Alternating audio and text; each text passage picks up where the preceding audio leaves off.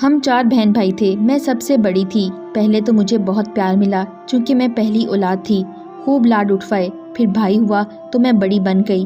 بابا تو ویسے ہی پیار کرتے تھے مگر ماں کی توجہ بھائی پر لگ گئی اور مجھے وہ پیار اب نہیں دیتی تھیں۔ ناشتہ بھی دیتی، اسکول کے لیے تیار بھی کرتی، مگر جیسے پہلے پیار لاڈ تھا اب وہ نہیں تھا۔ کوئی محسوس کرے نہ کرے مگر مجھے بہت فیل ہوتا تھا کہ امی اب مجھے پیار نہیں کرتی، بھائی سے زیادہ کرتی ہیں۔ پھر ہم ذرا بڑے ہوتے گئے، ایک اور بہن آ گئی۔ اب امی ہر وقت یہی کہتی کہ بھائی کے لیے رکھ دو، وہ چھوٹا ہے، یہ مت کھاؤ، یہ مت کرو۔ میرا بھی حق جیسے بھائی کو دے دیا گیا تھا۔ چھوٹا ذہن تھا، یہی سوچ سکتا تھا کہ شاید میں اب ان کو اچھی نہیں لگتی۔ وقت گزرتا گیا، ہم 4 بہن بھائی ہو گئے، 2 بہنیں 2 بھائی۔ میں میٹرک کے پیپر دے کر فری تھی تو امی نے مجھے گھر کے سارے کام کروانے شروع کر دیے کہ اب تم چھوٹی نہیں رہی، ہر کام آنا چاہیے۔ امی ویسے بھی بیمار رہتی تھیں تو ماں نے تو یہی سوچا ہوگا کہ کام کرے گی تو عقل آئے گی، مگر میرے ساتھ کی جو دوست تھیں سب کوئی نانی کے کہ کوئی کہاں تو کوئی کہاں گئی تھی چھٹیاں گزارنے۔ مجھے بھی تھا کہ ہم بھی کہیں جائیں گے مگر امی مجھے کام سکھانے پر تلی ہوئی تھیں۔ اس طرح میرا کالج میں داخلہ ہوا، وہ بھی ابو نے ہی کروایا۔ امی نے کہا بہت ہیں 10، ہم نے کون سا اس کو استانی لگوا دینا ہے، مگر ابو باہر کی دنیا میں رہتے تھے، ہر بندے سے پالا پڑتا تھا تو کہتے تعلیم بہت ضروری ہے، برے وقت میں کام آ جاتی ہے۔ کالج کافی دور تھا تو بس لگوا دی گئی۔ بس صرف لڑکیوں کی ہی نہیں تھی، لڑکوں کی بھی تھی۔ میرے ساتھ والی لڑکیوں نے لڑکوں سے دوستی کر رکھی تھی مگر میں تھوڑی ڈرپوک سی تھی تو آج تک کسی لڑکے کو آنکھ اٹھا کر نہیں دیکھا تھا۔ پھر ایک لڑکا پٹھان تھا اور خوبصورت بھی، وہ مجھ سے بات کرنے کی کوشش کرتا۔ پہلے میں بہت ڈرتی، اس کی بات کا جواب بس ہوں ہاں میں دے دیتی۔ تھوڑی بات چیت ہونے لگی، میں بھی اب جوانی کی دہلیز پر تھی، ہارمون بدلی ہو رہے تھے، اس میں ویسے بھی مخالف جنس کی طرف کشش ہو جاتی ہے۔ وہ مجھے اچھا لگنے لگا، وہ میرا بہت خیال بھی کرنے لگا۔ ہم سارے راستے باتیں کرتے جاتے۔ اس نے مجھ سے پوچھا تمہارے پاس موبائل نہیں ہے؟ میرا دل کرتا ہے کہ ہم رات کو بھی بات کیا کریں، مجھے بہت یاد آتی ہے رات کے وقت۔ میں بولی میرے پاس تو نہیں ہے پر میرے گھر میں ابو کے پاس ہے، مگر میرے چاچو نے مجھے میٹرک پاس کا گفٹ دینے کا وعدہ کیا تھا، وہ جلد انگلینڈ سے آنے والے ہیں تو میں موبائل بول دوں گی۔ وہ بہت خوش ہوا، اس نے کافی بار یہ بھی آفر کی کہ میں لے دیتا ہوں، میں نے منع کر دیا۔ گھر والے سوال کریں گے کہاں سے لیا، کیسے تمہارے پاس آیا، تو میں نہیں لے سکتی۔ وہ مجھ سے ایسے بات کرتا جیسے میرے بغیر نہیں رہ سکتا، شاید وہ جان کر کرتا تھا یا پھر یہ سب مجھے محسوس ہوتا تھا۔ پھر میرے چاچو نے بولا میں کچھ دن تک آؤں گا اور مجھے اپنا وعدہ یاد ہے تو کیا لاؤں تمہارے لیے۔ مجھے بہت خوشی ہوئی، دل چاہا کہ فٹافٹ بول دوں چاچو مجھے موبائل چاہیے، مگر ایک دم بولتے بھی شرم آتی ہے۔ میں نے بولا چاچو مجھے جو چاہیے وہ تھوڑا مہنگا ہوگا تو بہتر ہے آپ اپنی مرضی سے جو بھی دینا چاہتے ہیں دے دیں۔ چاچو نے بولا اتنا عرصہ کما کر بھی اپنی بیٹی کو مہنگا گفٹ نہ دے سکوں تو کیا فائدہ، کتنا مہنگا ہے بتاؤ مجھے، میں لے آؤں گا۔ میں نے کہا مجھے موبائل کا بہت شوق ہے، آپ میرے لیے موبائل لے آنا۔ وہ ہنسنے لگے کہ یہ کوئی زیادہ مہنگا تو نہیں ہے، میں اچھے والا لے کر آؤں گا۔ میں بہت خوش تھی، امی کو نہیں بتایا کہ شاید ڈانٹ نہ دیں۔ آج میں نے اسے بھی جا کر بتایا کہ میرا موبائل آنے والا ہے، اب ہم ہر وقت بات کر سکتے ہیں۔ وہ بھی بہت خوش ہوا، کہنے لگا میں یو فون کی سم استعمال کرتا ہوں، ایک سم تمہیں بھی لے دیتا ہوں۔ یو سے یو کال ان دنوں فری ہوا کرتی تھی، مطلب میسج پیکج پر۔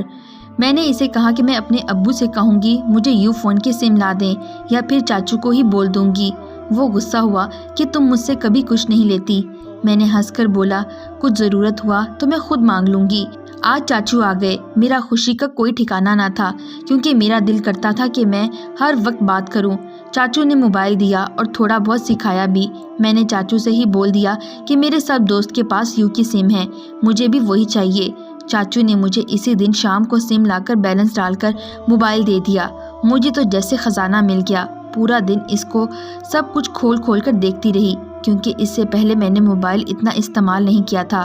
ابو کا تھا، کال کرنا اور میسج کرنا آتا تھا، مگر ابو کا سادہ تھا اور یہ ٹچ تھا۔ میں سب کام چھوڑ چھاڑ کر اس کو لے کر گھس گئی اور آخر کار سمجھ لگ گئی اور مصطفیٰ نے اپنا نمبر دے رکھا تھا اور وہ سیو کیا اور پہلا میسج اسے کیا۔ اس کے لیے یہ نیا نمبر تھا، हैरानगी से इसी वक्त इसने जवाब दिया कि आप कौन हो। थोड़ी देर तो मैं इसके साथ मजाक करती रही कि मैं आपके साथ वाली गली में रहती हूँ, और ये वो खूब तंग किया। फिर आखिर पर बता दिया कि मैं हूँ। वो बहुत खुश हुआ। मैंने इसे बताया कि सुबह से मैं मगजमारी कर रही थी, अब जाकर थोड़ा बहुत समझ आई है। इसने बोला मैं कॉल कर लूँ। मैंने बोला अभी नहीं, जब सब सो जाएंगे तब मैं बताऊंगी, फिर तुम कॉल करना। मैं और मेरी छोटी बहन का कमरा अलग था, भाई अलग सोते थे और मामा बाबा अलग। जब मुझे लगा कि अब सब सो गए हैं, मैं बात भी की तो किसी को आवाज़ नहीं जा पाएगी, क्योंकि कमरे बिल्कुल साथ साथ थे और दरमियान में दरवाजे भी थे, जिसकी वजह से आवाज़ आसानी दूसरे कमरे में जा सकती थी।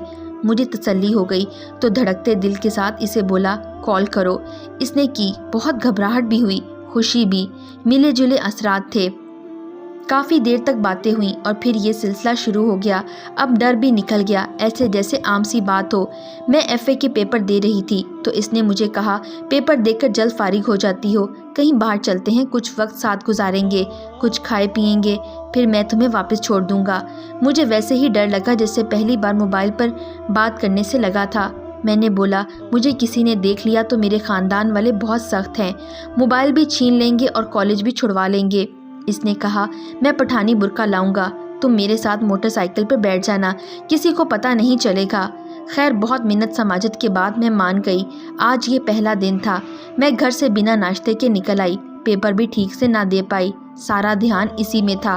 मैं जैसे पेपर देकर निकली वो बाहर खड़ा मुस्कुरा रहा था। मैं इसके प्यार में पूरी तरह डूब चुकी थी, अच्छे बुरे की तमीज़ भी भूल चुकी थी, बस वही हर तरफ नज़र आता था।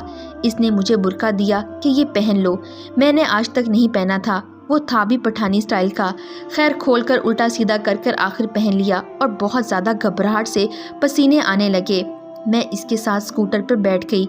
वो कहाँ ले जा रहा है मैंने पूछा तक नहीं, इस कदर इसके प्यार में अंधी हो चुकी थी। वो मुझे काफ़ी दूर एक खाली जगह ले आया। देखने में गांव सा लगता था मगर लोग नहीं थे। इसने कहा अब बुर्का उतार कर रिलैक्स हो जाओ, यहाँ कोई नहीं आएगा। मैंने उतारा, शर्म सी भी आ रही थी। मैं कहाँ आ गई, मगर वो बहुत अच्छी बातें और मुझे अपना बनाने की वादे कस्में जीने मरने की बहुत ज़्यादा यकीन दिलाया कि मुझे लगा कि बस इससे ज़्यादा मुझे कोई नहीं चाह सकता। हम 1 घंटा वहाँ रुके, फिर कहने लगा चलो यहीं पास में एक दुकान है, आइसक्रीम कोई जूस वगैरह पीते हैं। मैं चुपचाप साथ चल पड़ी। इसने जूस, आइसक्रीम और भी बहुत कुछ खिलाया पिलाया। मुझे भी भूख लगी थी और शुक्र किया क्योंकि नाश्ता भी नहीं किया था। फिर मैंने बोला अब जल्दी से मुझे वापस छोड़ दो। वो कहने लगा डरो नहीं, चलते हैं। इसने मुझे छुआ तक नहीं, एक बोसा तक नहीं लिया, ना दिया। अब मुझे इसके प्यार पर 100% यकीन आ गया कि ये गलत नहीं है, शादी करेगा। ऐसे इसने मुझे वापस छोड़ा कॉलेज और मैं फिर सबके साथ घर चली गई। अब तो मेरा उठना बैठना, सोना, खाना पीना बस इसी के ख्याल में।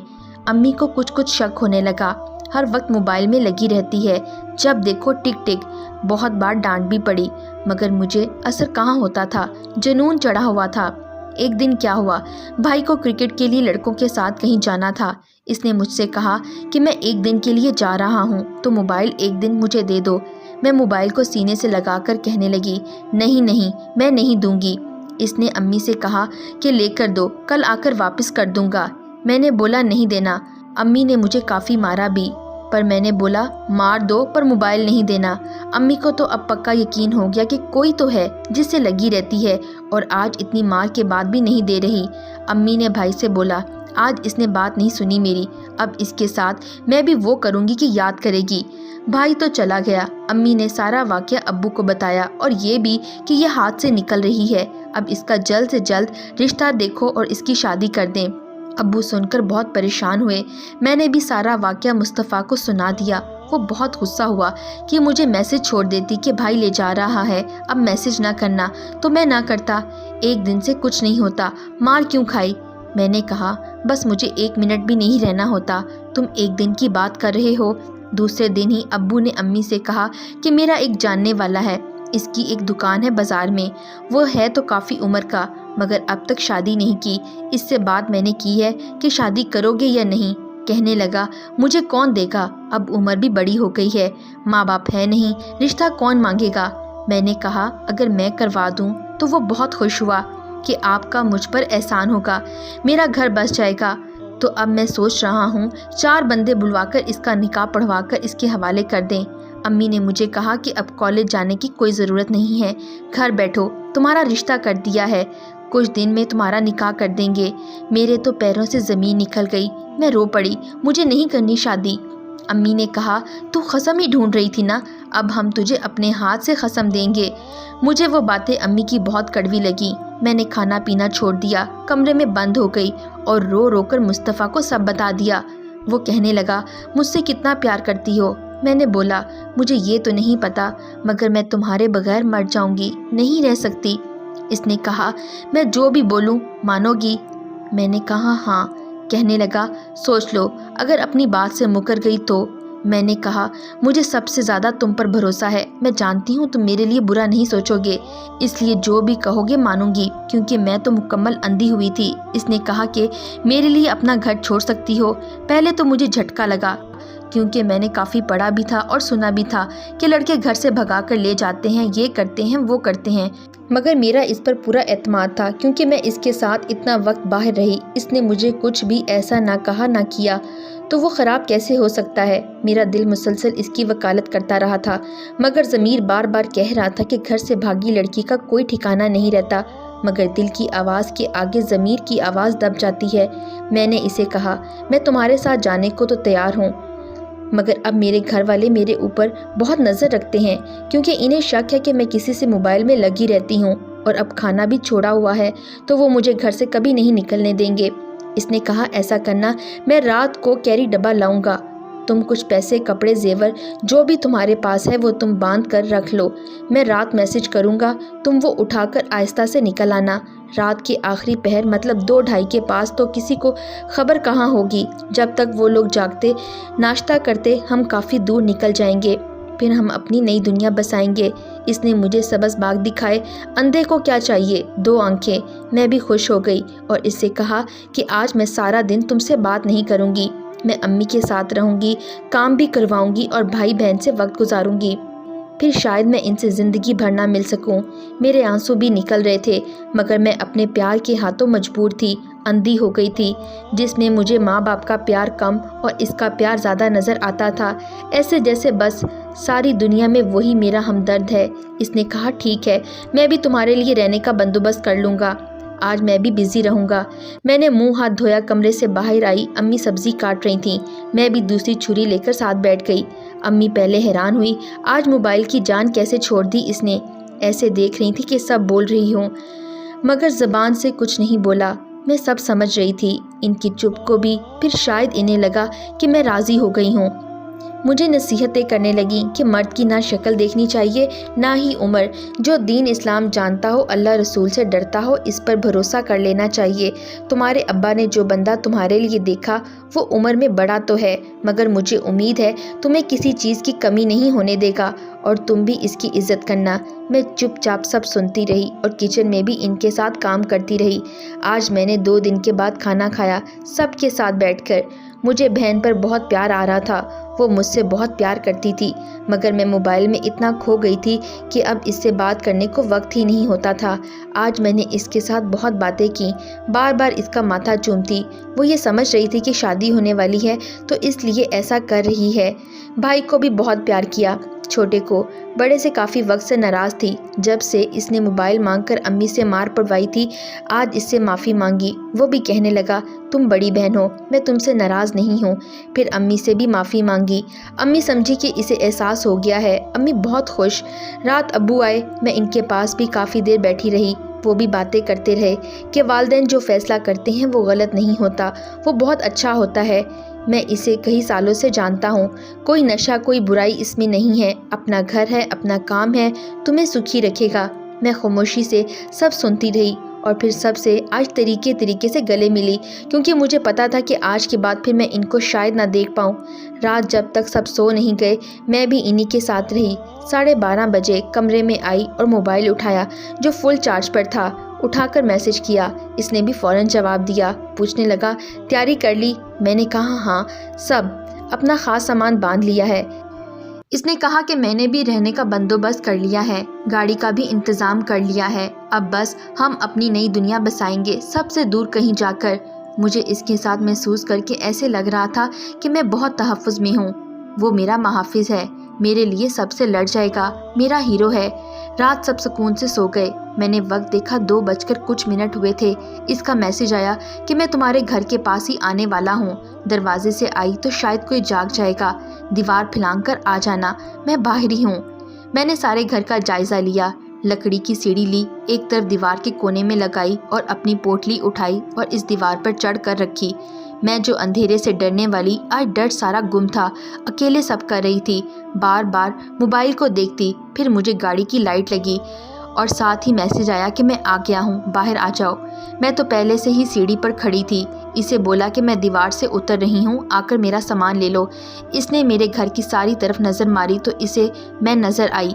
تیزی سے میری طرف آیا اور کہنے لگا، الٹی ہو کر آؤ، میں تھام لوں گا۔ میں نے کہا نہیں، بس یہ پوٹلی لے لو، میں خود اتر لوں گی۔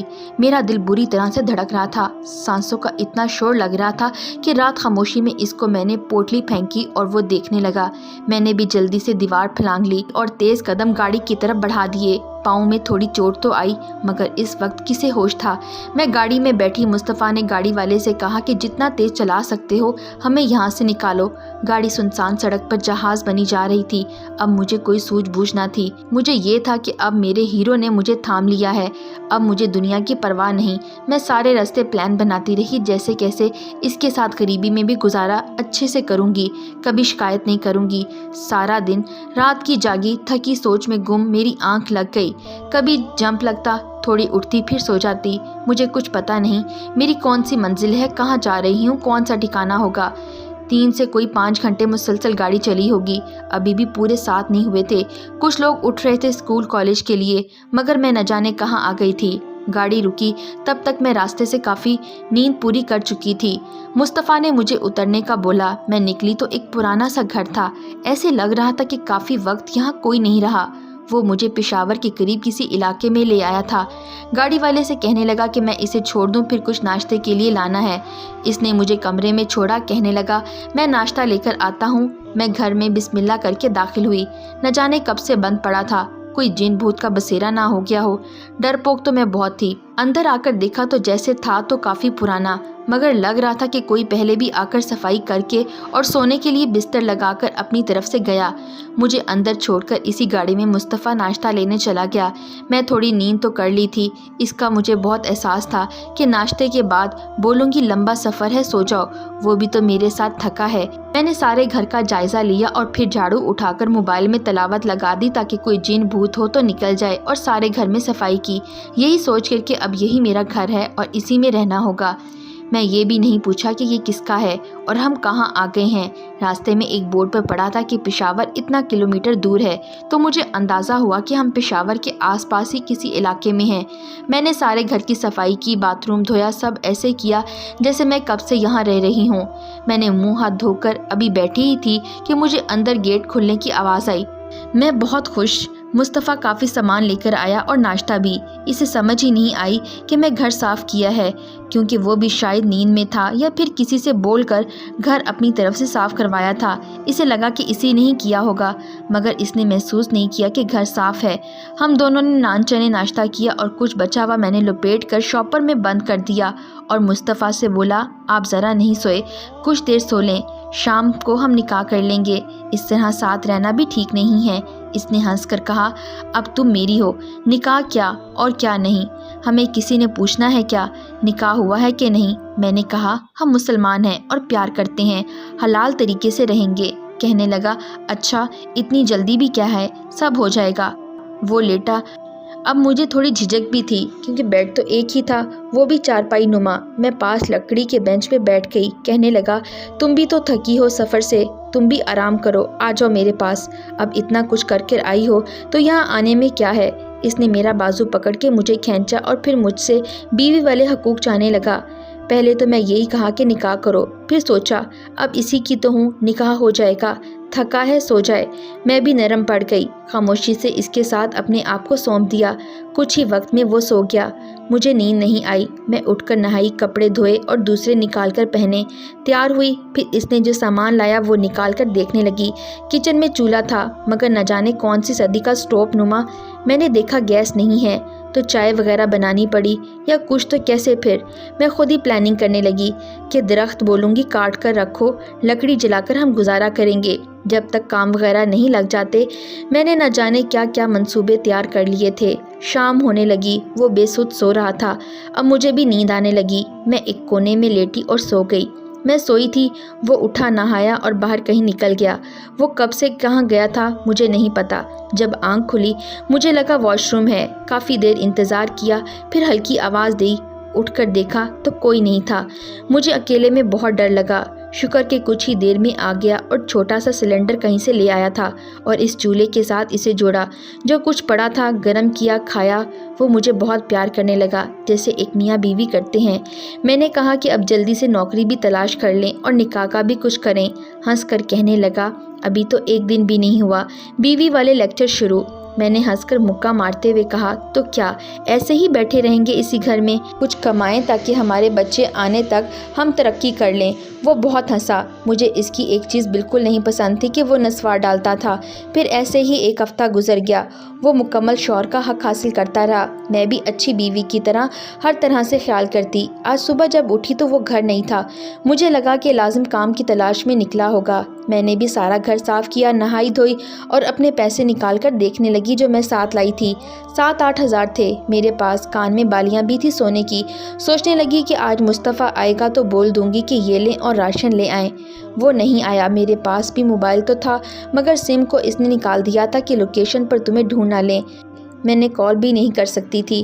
دیکھنے لگی ناشتہ کیا کروں، کیا بناؤں، کچھ خاص تھا نہیں۔ کافی دیر بعد آیا تو میں نے کہا کہاں گئے تھے؟ کہنے لگا کسی ضروری کام سے گیا تھا، انڈے بریڈ لایا ہوں، بنا کر لے آؤ۔ مجھے بھی بہت بھوک لگی تھی، جلدی سے بنائے، دونوں نے کھائے۔ پھر میں نے پوچھا کام کا کچھ ہوا؟ کہنے لگا ابھی نہیں۔ میں نے اسے پیسے دیے اور کہا کہ اس کا راشن لے آنا۔ فکر نہیں کرو، میرے پاس بالیاں بھی ہیں، یہ بھی ہے، کچھ ہزار کی ہوں گی، تب تک کام چلا لیں گے، آپ کام کی تلاش جاری رکھو۔ کہنے لگا میں آج رات گھر جا رہا ہوں، تم اکیلی کیسے رہو گی؟ میرے یہاں دوست ہیں، ان میں سے ایک کو چھوڑ جاؤں گا، کل آ جاؤں گا۔ تب مجھے بہت ڈر لگا کہ پتہ نہیں کیسا دوست ہوگا۔ اس نے مجھ سے پیسے لیے اور کہنے لگا یہ کرایہ آنے جانے کا ہے اور تھوڑا بہت سامان آ جائے گا، بالیاں بھی دے دو، پیسے کام آ جائیں گے۔ میں نے بھی دیر نہیں لگائی، فوراً اتار کر اس کے ہاتھ پر رکھ دیں۔ اب وہ تیار ہو کر نکل گیا۔ شام ہونے والی تھی تو مجھے آج گھر والے بہت یاد آنے لگے۔ پتہ نہیں ان پر کیا گزری ہوگی، سب کیسے ہوں گے، خاندان والے کیا بولتے ہوں گے۔ آج مجھے سب یاد آنے لگا۔ باہر کا دروازہ کھولا، میرا دل زور سے دھڑکا۔ مصطفیٰ تو گیا، اس کا دوست آیا ہے۔ کون ہے دیکھا تو 2 لوگ پٹھان مونچھوں کو ہاتھ مار کر دیکھنے لگے۔ میں گھبرا کر کھڑی ہو گئی۔ مال تو اچھا ہے، ان کی اردو کچھ صاف نہیں تھی مگر بول لیتے تھے، مگر دونوں نے پشتو میں آپس میں بات کی۔ میں ڈر گئی، یہ کون 2 لوگ ہیں اور کیوں آئے ہیں؟ مصطفیٰ نے ایک دوست کا بولا تھا۔ ایک نے آگے ہو کر بڑے پیار سے پوچھا کچھ کھایا پیا؟ میں نے رات کا کھانا نہیں کھایا تھا، ایسے ہی ہاں میں سر ہلا دیا۔ اس نے دوسرے کو اشارہ کیا کہ تم باہر جاؤ۔ وہ نکل کے کمرے کا دروازہ بند کر گیا۔ میں نے کہا آپ یہاں سو جائیں۔ اس نے مجھے دبوچ لیا بھوکے بھیڑیے کی طرح۔ میں بہت کوشش کی مگر وہ کافی طاقتور پٹھان تھا۔ کہنے لگا آرام سے ہماری بات سنو، تم کو 2 لاکھ میں خریدا ہے۔ سن کر جیسے آسمان میرے سر پر آ گرا ہو۔ میں نے کہا جھوٹ بول رہے ہو، کل میں مصطفیٰ کو سارا تمہارا بتاؤں گی۔ وہ کہکا لگا کر ہنسا، وہ آئے گا تو بتاؤ گی، وہ کہیں لڑکیاں ہمیں بیچ کر گیا ہے، تم پہلی نہیں ہو۔ مجھے لگا کہ وہ جھوٹ بول رہا ہے۔ میں نے اسے غصے سے تھپڑ مار دیا۔ وہ تھپڑ مجھے بہت مہنگا پڑا۔ وہ مجھے درندے کی طرح وحشی بن کر میری عزت تار تار کی، انسان کی طرح نہیں، ایک حیوان کی طرح۔ ابھی میں رو رہی تھی، سنبھلی بھی نہیں تھی کہ وہ باہر گیا اور دوسرا آ گیا۔ اس کو دھکے دیے مگر ایک لڑکی تھی، بے بس ہو گئی۔ دونوں نے اپنی ہوس پوری کی اور رات کے 3 بجے مجھے کہنے لگا ناشتہ دینے آئے گا ایک بندہ، اب تم سو جاؤ۔ میں اکیلے ڈرنے والی آج بس عزت کا رونا روتی رہی اور کہیں جا کر آنکھ لگ گئی۔ صبح کے 9 بجے ہوں گے کہ ایک بندہ کمرے میں ناشتہ لے کر آیا اور یہ نیا تھا، ان میں سے نہیں تھا۔ کہنے لگا اٹھو ناشتہ کر لو۔ میں نے کہا کہ مجھے نہیں کرنا، تم جاؤ یہاں سے۔ وہ کڑک دار آواز میں بولا لڑکی، ہم 4 لوگوں نے تمہیں 50-50 ہزار ڈال کر 2 لاکھ میں لیا ہے، ہمیں تم خوش رکھو گی، تم کھاؤ پیو گی اور تمہارے لیے یہ بہتر ہوگا۔ میں اس سے پوچھا کہ مصطفیٰ کہاں ہے؟ کہنے لگا وہ تمہیں بیچنے آیا تھا، بیچ کر چلا گیا، اب اس کا کیا کام؟ مجھے یقین نہیں ہو رہا تھا کہ میرا اتنا پیار کے دعوے کرنے والا، اتنا خیال رکھنے والا ایسے کیسے کر سکتا ہے۔ اس نے کہا کہ جلدی سے ناشتہ کرو، میں رات کی ڈیوٹی دے کر آیا ہوں، مجھے سکون چاہیے۔ مجھے خود سے گھن آنے لگی، خود سے نفرت ہونے لگی۔ میں اب ہر مرد کو سکون پہنچانے کے لیے ہوں۔ میں کل کی بھوکی تھی، میں نے کہا مجھے نہیں کھانا کچھ بھی۔ اس نے ایک طرف رکھ کر مجھے کسی درندے کی طرح نوچنے لگا اور وہ بھی چلا گیا۔ جاتے ہوئے کہنے لگا، ہمارا چاروں طرف پہرا ہے، یہاں سے نکلنے کی کوشش کی تو اس کا انجام سوچ لینا۔ میں بہت ڈر گئی۔ اب مجھے لگنے لگا میرے والدین کی بد دعا مجھے لگ گئی ہے۔ اس طرح کوئی 12 دن 4 لوگ دن رات کھلونے کی طرح استعمال کرتے رہے اور چلے جاتے۔ میرا دل کرنے لگا کہ میں خودکشی کر لوں، مگر جو اپنے ماں باپ کا دل دکھا کر آئی ہو، اسے اتنی جلدی موت کیسے آ سکتی ہے؟ 12 دن کے بعد ایک نے کہا کہ اچھے سے تیار ہو، تمہیں کوئی لینے آ رہا ہے۔ میں نے پوچھا کون؟ کہنے لگا جب آئے گا دیکھ لینا۔ میں بہت روئی، مگر جیسے ان پر تو میرے رونے کا کوئی اثر نہیں تھا۔ میں رو رو کر جب تھک گئی تو نہائی، کپڑے بدلے، 2 لوگ آئے، چلو ہمارے ساتھ۔ میں نے بہت بولا مجھے کہیں نہیں جانا، مگر وہ مجھے مار کر گھسیٹ کر لے گئے، گاڑی میں ڈال کر ایک چوبارے میں لے آئے جہاں بہت ساری عورتیں پہلے سے تیار تھیں۔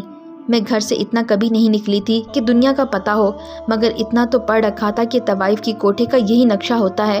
میں ڈر گئی، اب مجھے یہاں طوائف بنایا جائے گا۔ وہاں ڈری ڈری داخل ہوئی تو بہت ہمدردی سے وہاں ایک پہلی طوائف میرے ساتھ پیش آئی۔ میں ان سے مل کر بہت روئی کہ مجھے یہاں نہیں رہنا، مجھے گھٹن ہو رہی ہے۔ انہوں نے سمجھایا کہ بات مانو گی تو اسی میں سمجھداری ہے، ورنہ بہت مارتے ہیں اور بہت درندوں کے حوالے کر دیتے ہیں۔ میں ان کی بات سے ڈر گئی۔ پھر ان سے پوچھا تم لوگ کیسے ہو اور کیوں آئی ہو؟ کسی نے یہ نہیں کہا کہ وہ خود یہاں آئی ہے، سب کو بیچا گیا تھا طرح طرح کے جال میں، اور سب طوائفوں کی کہانی کے پیچھے ایک مرد ضرور تھا جس کی وجہ سے وہ یہاں آئی تھی۔ اب میں اس ماحول کی عادی ہو چکی تھی، مگر میری روح مر گئی تھی۔ ضمیر کو خود مارا کیونکہ میں اپنے والدین کی عزت کا جنازہ نکالا تھا، میری عزت کا روز نکلنا ہی تھا۔ میں نے سنا تھا کہ ایک طوائف کا دل عام عورتوں کی نسبت بہت احساس ہوتا ہے، مگر وہ اوپر سے مضبوط بن جاتی ہے۔ اب سمجھ آئی کہ اتنا کچھ دیکھنے سہنے کے بعد کسی دوسری پر جب آتا ہے تو ہمدردی جاگ جاتی ہے۔ یہ جو نامحرم ہے نا، یہ موت ہے، تمہاری موت۔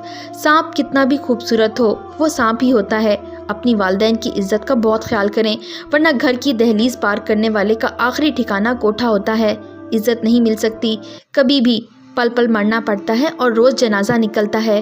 اللہ سب کی بہن بیٹیوں کو اپنی عزت کا خیال رکھنے والا بنائے، آمین۔